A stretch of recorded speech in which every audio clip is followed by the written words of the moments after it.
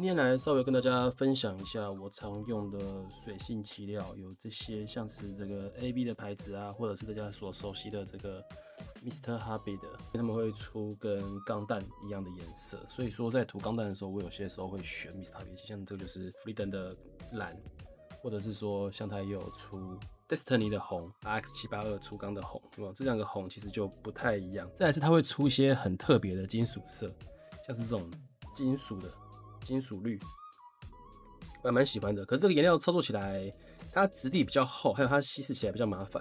它有出它自己的稀释剂，用它自己的溶剂，所以用起来会比较麻烦一点点。9527系列啊，这是台湾新出的。它的优势是它有很多的金属漆，